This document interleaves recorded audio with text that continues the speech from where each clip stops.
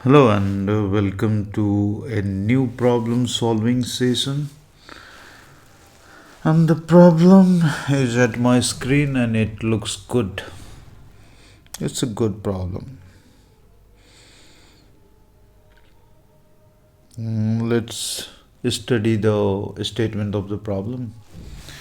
And it says there is a trolley of mass M, capital M, and that is equal to 3 kg that lies on a smooth horizontal table. Table is this, that means this contact surface is smooth. This contact is smooth. And a sheet of paper with a mass m naught equals 5 gram. 5 gram is a very small value. This is the sheet of that paper. Was placed on its surface and a load with a mass m equals 1 kg was placed on it. The coefficient of friction between the paper and each of the bodies, that means load and the trolley, is equal to mu. That means both these contact surfaces are rough and everywhere coefficient of friction is same, and that is equal to 0.7. The sheet of paper is pulled in a horizontal direction with a force F.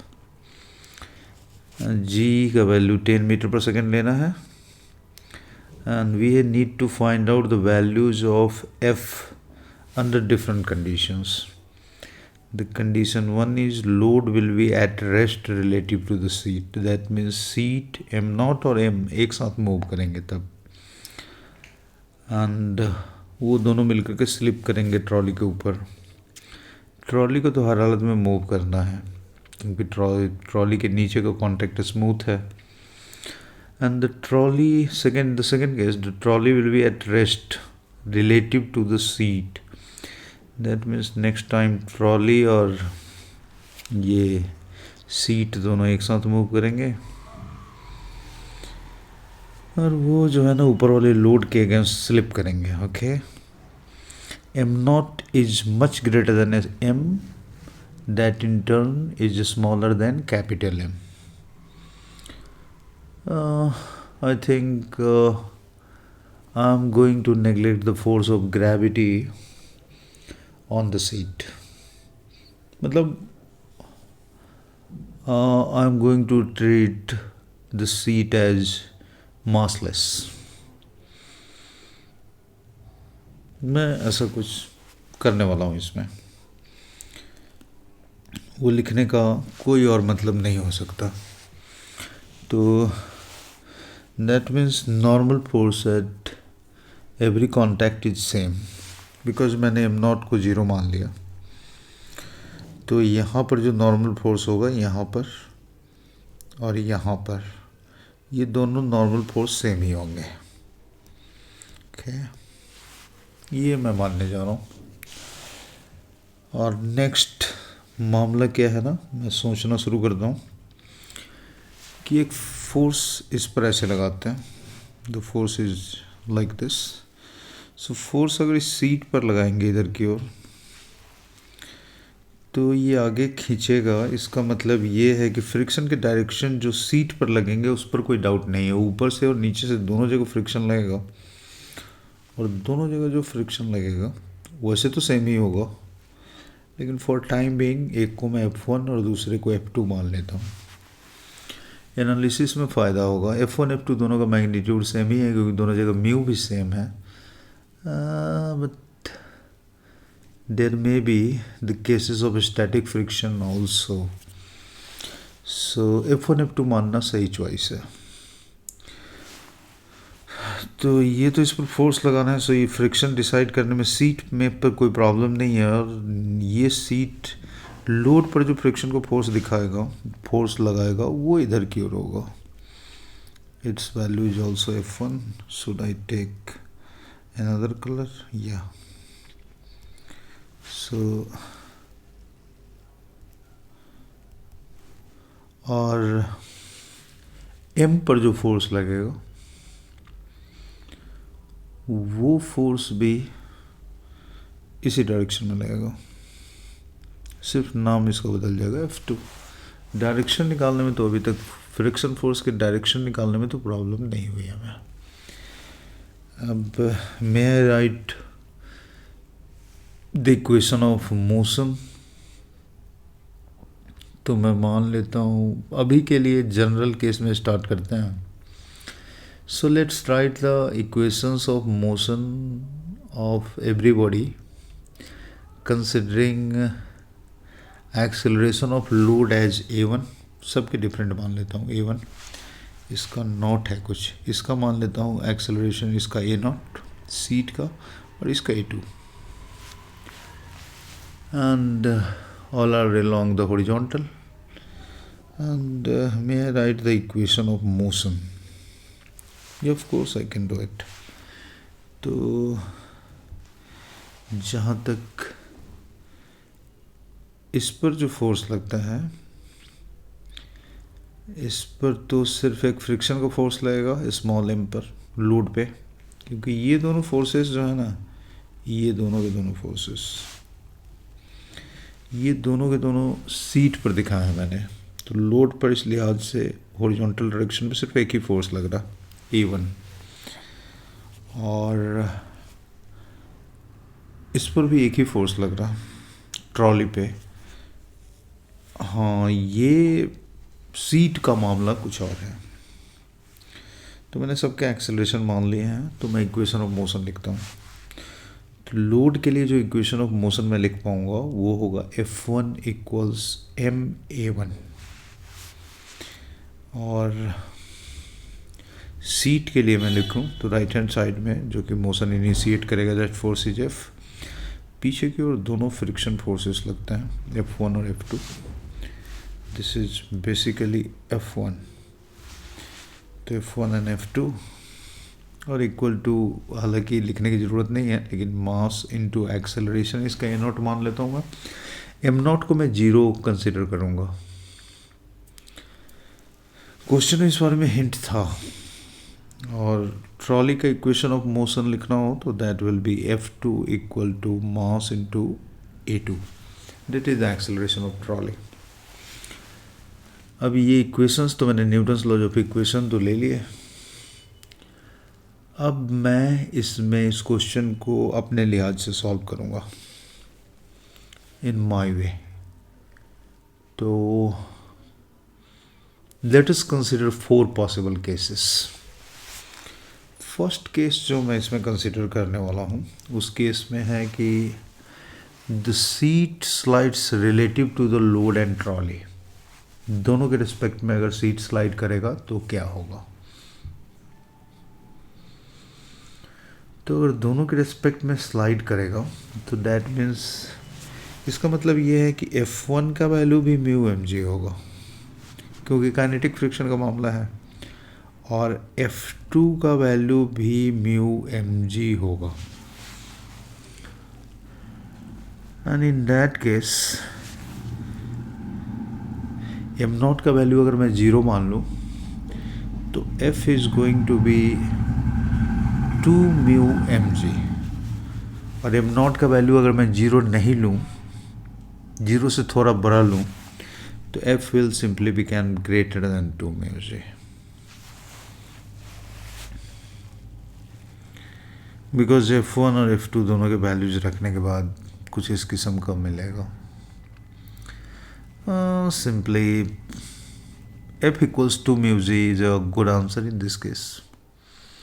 अगर दोनों slide करते हैं, अगर slide वो जो seat है it slides relative to load and trolley both, तो ये एक कंडीशन बनता है, right. It was simple condition, हालांकि it was not asked in the problem, but still I wrote this. Second thing is, second condition I want to consider that the seat slides along with the load relative to the trolley। जो question का first part था कि seat और load एक साथ travel करते हैं, एक साथ मूव करते हैं, ट्रॉली के ऊपर में स्लिप करते हैं। तो इस केस में मैं M0 को 0 मान ही लेता हूँ, और तब अगर सॉल्व करने की कोशिश करूं, M0 को नेगलेक्ट करने के बाद कोशिश करूं, तो यहाँ पर F2 का वैल्यू म्यू एम जी होगा क्योंकि स्लिपिंग यहाँ हो रही है। तो सेकेंड केस में F2 is going to be mu m g. On F1 का, तब F1 का वैल्यू क्या हो सकता है, एम नॉट को अगर मैं जीरो की तरह ट्रीट करूँ तो F1 का वैल्यू होगा F minus F2, that means F minus mu m g. And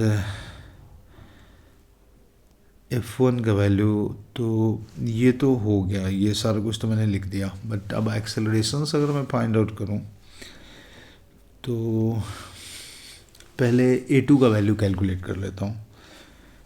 A2 F2 equals ma2 है, तो मैं इस इक्वेशन को यूज़ करूं अगर, तो A2 का वैल्यू मुझे जो मिलेगा यहाँ पर A2 is equal to mu mg by capital M. This is the value of A2 and A1 का वैल्यू मुझे यहाँ से कैलकुलेट करना पड़ेगा। तो A1 is simply F1 upon M, that means F minus mu mg by M, that means F by N minus mu g। ये A1 का value आया और A2 का वैल्यू ये आया। And here is a case, if you can see those equations,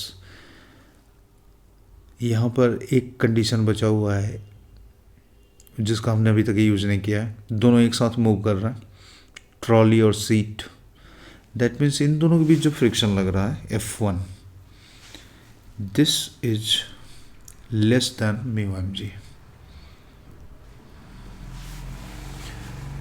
less than equal to mu m g और simply less than equal to mu m g, ये मैं लिख सकता हूँ। And that means what, that means F1 का value मैंने लिखा हुआ यहाँ पर F minus mu m g is less than equal to mu m g, that means F is less than equal to 2 mu जी, ये कंडीशन होगा। तो एक तो ये कंडीशन होगा और एक चीज़ और है यहाँ पर, A1 का जो वैल्यू है this is F by m minus mu g और A2 का वैल्यू है mu g multiplied by m by m. M का वैल्यू, स्मॉल एम का वैल्यू 1 था और कैपिटल एम का वैल्यू 3 kg था परहैप्स, या 3 kg, 1/3, this becomes mu g upon 3। And F का वैल्यू तो निकालना ही है, but in this case a का वैल्यू सर्टेनली म्यू जी से भी बड़ा है, क्योंकि ए एक्सेलरेट कर सकता है तो राइट हैंड साइड में ही करेगा। मतलब A1 मतलब M1 M small m load जो एक्सेलरेट करेगा वो तो राइट हैंड साइड में ही करेगा और इसका एक्सेलरेशन F माई M माइनस म्यू जी है।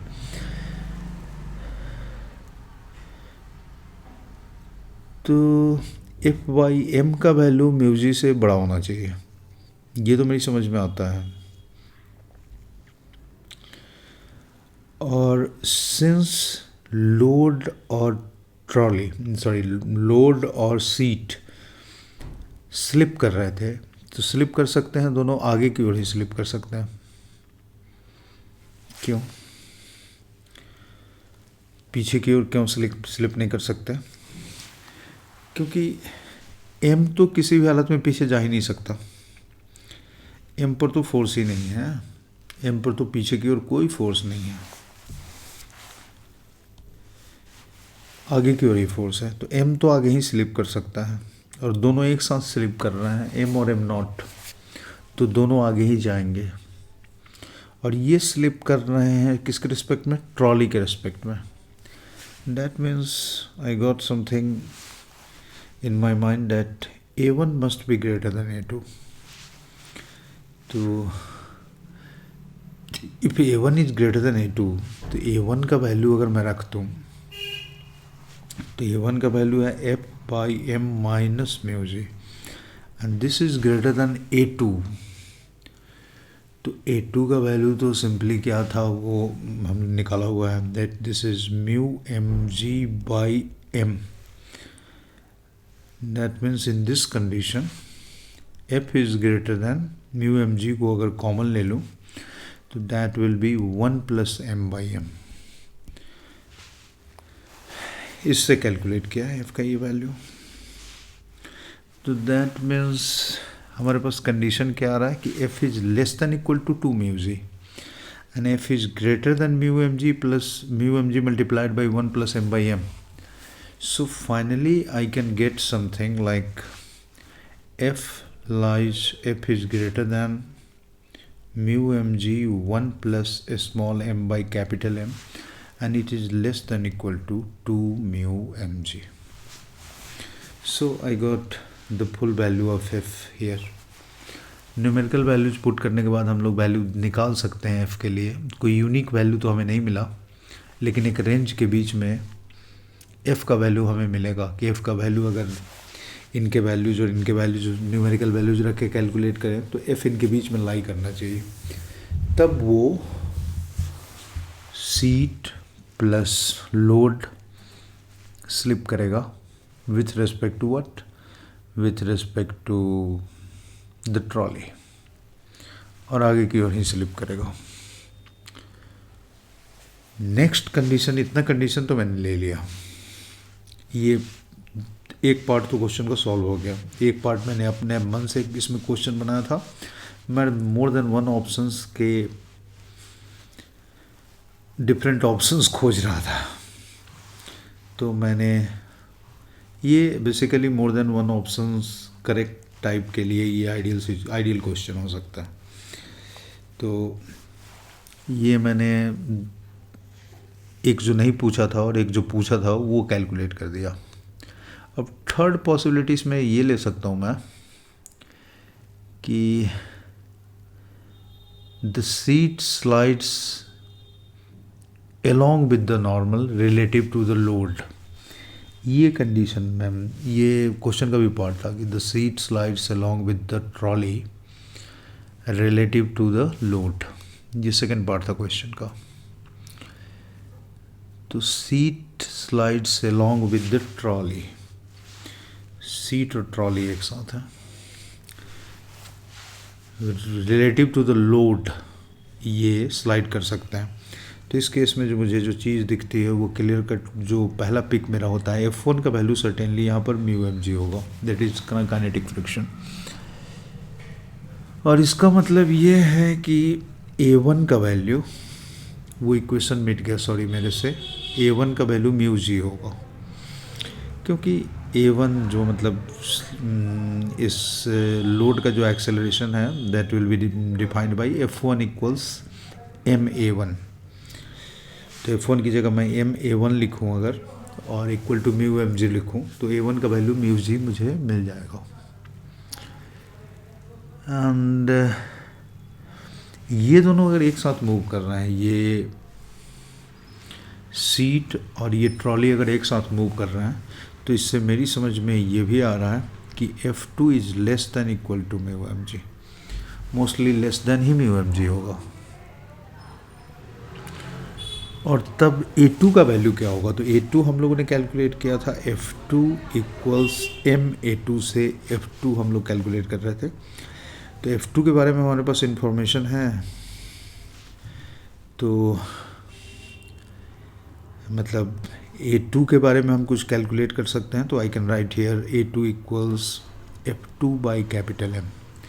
That means A2 is less than equal to mu m g by m, ये लिख सकते हैं. और यहाँ पर एक चीज़ मुझे क्लियर कट दिखाई पड़ रही है. यहाँ पर तो क्लियर कट डिस्टिंक्शन है. A1 का वैल्यू म्यू जी है और A2 का value mu g multiplied by m है. स्मॉल m का वैल्यू मेरे ख्याल में 1 था और कैपिटल M का वैल्यू 3 kg था. तो A1 का वैल्यू अगर म्यू जी है तो A2 का वैल्यू जो है वो A2 का वैल्यू जो है वो सर्टेनली 1/3 म्यू जी है. And that means A2 is less than A1. This can't be possible. This case is impossible. Because M1 भी स्लिप करेगा तो राइट हैंड साइड में भी, मतलब M1 का मतलब M यार, वो जो क्या नाम है उसका, लोड, वो भी राइट हैंड साइड में भी साइड में ही स्लिप करेगा. और स्मॉल m और M नॉट जो दोनों एक साथ अभी स्लिप कर रहे हैं, तो दोनों एक साथ स्लिप कर रहे हैं, दोनों का एक्सेलरेशन A2 है, तो ये दोनों भी राइट हैंड साइड में ही स्लिप करेंगे. तो M नॉट और M कैपिटल एस M के रिस्पेक्ट में स्लिप कैसे करेंगे?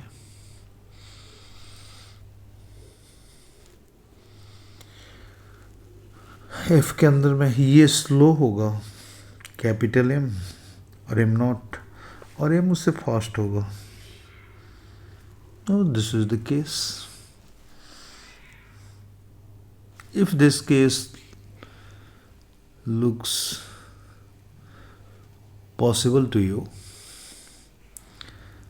then we can also find the value of F in this case, but I don't think. A2 is less than A1. That is why I'm considering this case is impossible. तो मतलब ये दोनों एक साथ move करें तो that M not and M should move faster than small m.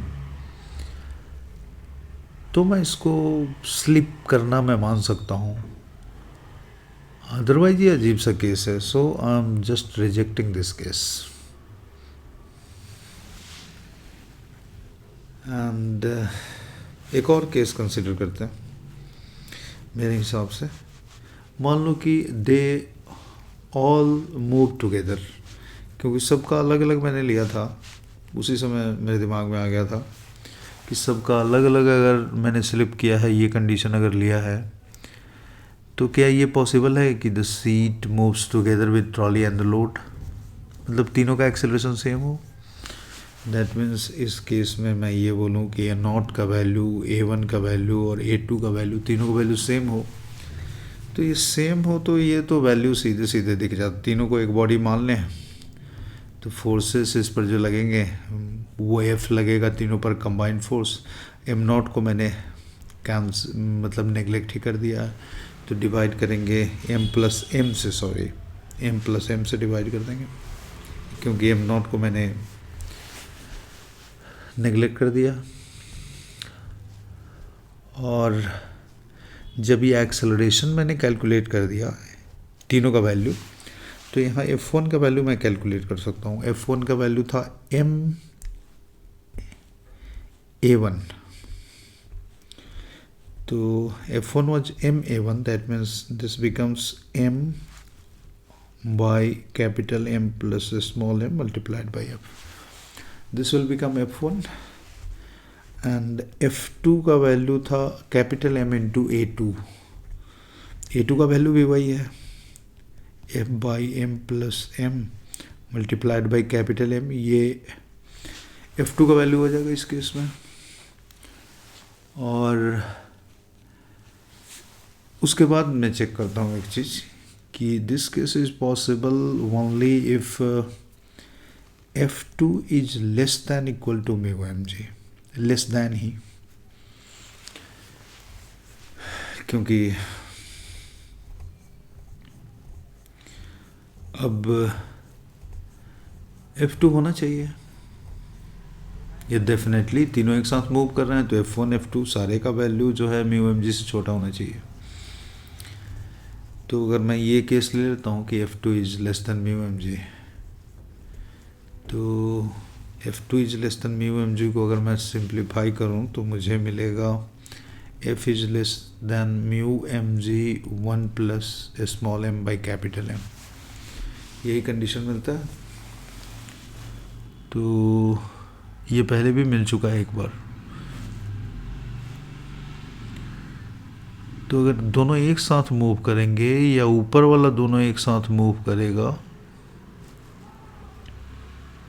नहीं, उस केस में f जो था वो ग्रेटर देन दिस वैल्यू था। इस बार f less than mu m g plus one. ओफ, ये वैल्यू सेम मिला था। मतलब तीनों अगर एक साथ मूव करेंगे तो this force is less than this value, और दोनों सीट और जो लोड था दोनों एक साथ मूव करेंगे, तो उस समय कंडीशन ये था कि f is greater than mu mg 1 plus m by m and less than equal to 2 mu mg। ये कंडीशन था। और इस कंडीशन में f2 less than equal to this, तो इससे भी छोटा वैल्यू, मतलब इसके पहले भी तीनों एक साथ मूव कर सकते हैं। इस वैल्यू के मिलने के पहले भी तीनों एक साथ मूव करेंगे। तो ये मिला जुला करके एक ढंग का क्वेश्चन बनता है। पता नहीं मैं ठीक से कर पाया या नहीं कर पाया, I don't know. I tried my best, but this seems to me a great question. Thank you very much for watching.